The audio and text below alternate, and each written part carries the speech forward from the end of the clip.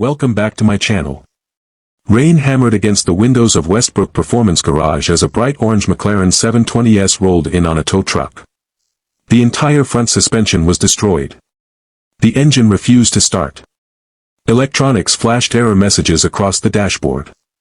The owner, billionaire CEO Victoria Hayes, stepped out with crossed arms. "I've already been to 3 luxury repair centers," she sighed. Every one of them said the same thing. 6 months, maybe longer. The mechanics inside the garage looked at the damaged supercar and quietly shook their heads. One whispered, "There's no way." Another added, "The parts alone will take months." Standing quietly in the corner was Ethan Carter, a single dad wearing oil-stained coveralls. Most customers assumed he was just the night mechanic. Nobody knew he once designed race engines before leaving everything behind after his wife's passing. He simply walked around the McLaren once. Touched the damaged suspension. Listened carefully while attempting to start the engine. Then calmly said, "I can have it running tomorrow morning." The entire garage burst into laughter. Victoria looked at him. "Tomorrow?" "Yes. You realize this is a $2 million McLaren?" "I do. The factory says 6 months." Ethan smiled. "They're waiting for parts." "I'm not." The shop owner nearly stopped him. "If you fail, we'll lose our reputation." Ethan looked toward a small photo of his 8-year-old daughter Emma sitting on his toolbox. "I won't fail." The clock struck 2 p.m. Every mechanic went home. Only Ethan stayed.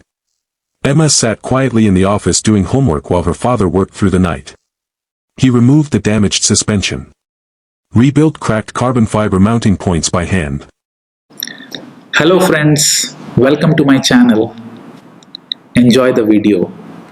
Machined replacement brackets using unused aerospace aluminum hidden in the back workshop.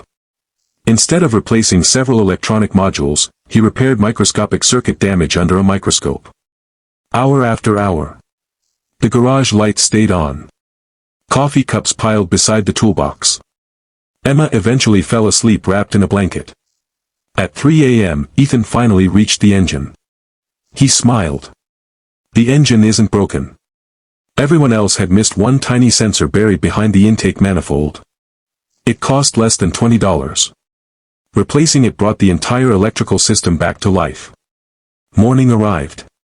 The shop employees walked in expecting failure. Instead, they heard it. Roar. The McLaren's V8 engine exploded to life. Everyone froze. The service manager dropped his clipboard. One mechanic whispered, "No way." Victoria arrived moments later. She stopped in disbelief. Her McLaren looked brand new. Not only repaired, detailed, polished. Even better than when she bought it. She asked softly, "How?" Ethan handed her a small box. Inside was every damaged part he had replaced. "You deserve to know exactly what was wrong." She stared at him. "No shop has ever done that." He simply shrugged. "Trust is part of the repair." Victoria insisted on driving the car herself. She accelerated onto the highway. The McLaren felt smoother than ever. Even the steering response had improved.